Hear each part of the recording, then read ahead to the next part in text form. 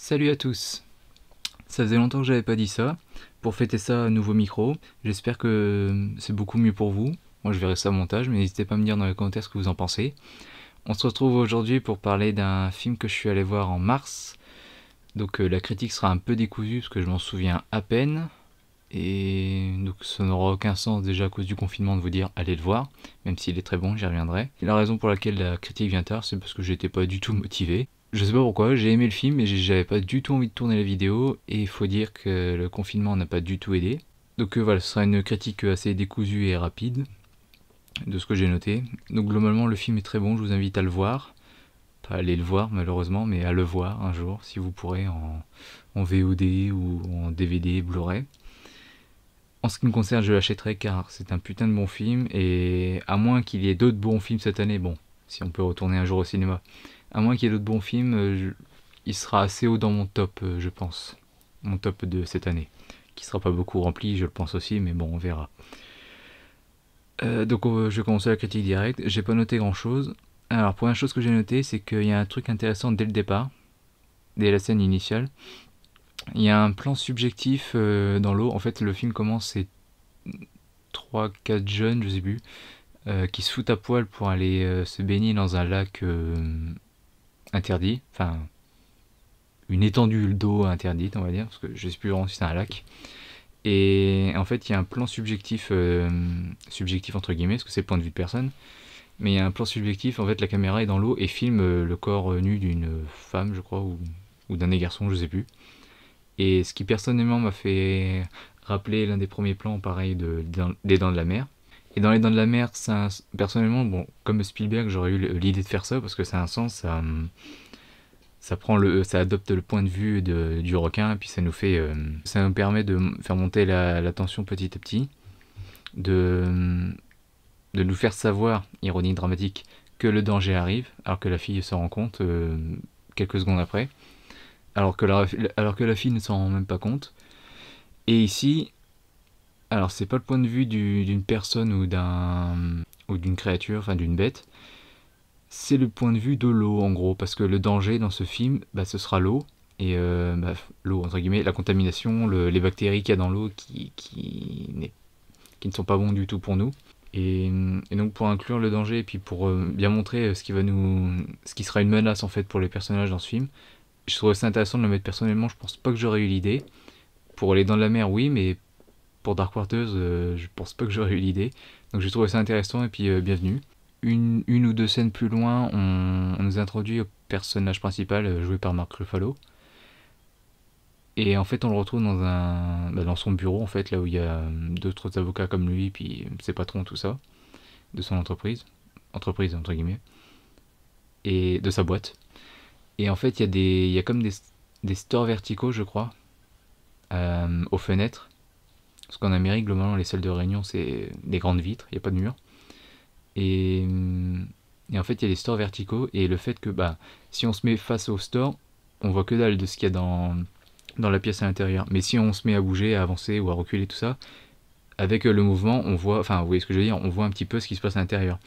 Et le fait que la caméra soit en mouvement à ce moment-là, à cet endroit-là, ça nous permet de dire que ce qui est caché sera révélé euh, tout au long du film, en fait. Donc je trouve que c'était une bonne idée.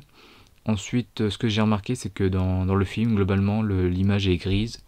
La musique est assez angoissante, on va dire, anxiogène. Il y a du mauvais temps partout. Le temps, le temps, il est mort, gris, morne, monotone.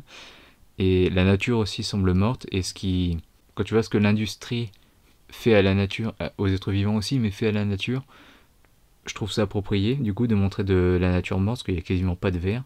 Les arbres sont déracinés, il y a plein de terre partout, il n'y a plus de pelouse, globalement, du peu qu'on voit, à part pour les jardins. Sans doute aussi pour ça que c'est en hiver, pour que le temps soit bien gris tout le temps, qu'il y ait à peine un rayon de soleil. Enfin, franchement, je me rappelle pas d'un seul rayon de soleil dans ce film. Peut-être à un moment, je sais pas, un plan d'ensemble sur une ville avec des buildings, et puis il y a un rayon de soleil, peut-être, genre à l'aube, mais vraiment, je suis pas sûr. Et donc tout ça, voilà, ça crée un climat anxiogène qui est approprié pour le film, pour l'histoire que ça raconte. Ensuite, tout au long du film, du début à la fin, il y a des synthés en fait pour nous prévenir des dates, des ellipses. et nous dire à quel moment on se trouve, ce qui se passe aussi, parfois non. Plus une ligne blanche au-dessus, et en fait, ça fait un fond noir, et tout en bas à gauche, il y a la date, et juste au-dessus, il y a une ligne blanche, et ça me fait penser en fait à un intercalaire, en fait, vu la forme, et du coup, ça fait comme si c'était sur un dossier, en fait. Et je sais pas si je suis le seul à avoir eu cette impression-là, mais c'est peut-être voulu, alors voilà, je l'ai noté. Aussi, plus que les dates qui montrent que l'affaire avance très très lentement, il y a un moment en fait dans le film, il voit une photo d'un bébé qui a été défiguré à cause de l'empoisonnement, on va dire, l'infection, bactérie, enfin à cause de l'eau. Et pour nous montrer que l'affaire avance très lentement, c'est que ce bébé, il est devenu vieux, et il le croise quand, enfin vieux, il le croise quand il a genre 40 ans à une station-service. Et ça a foutu un choc au personnage, et je dois dire pas qu'au personnage, en ce qui me concerne. Et enfin, il y a un moment dans le film où il est content que 69 000 dons de sang ont été récoltés. Et honnêtement, j'étais... Et même à la fin, enfin, quand tout commence à aller pour le mieux pour lui, quand on commence enfin à l'écouter, j'étais vraiment content en fait pour lui. C'était, on arrive vraiment à s'attacher au personnage puisqu'on le suit vraiment du début à la fin.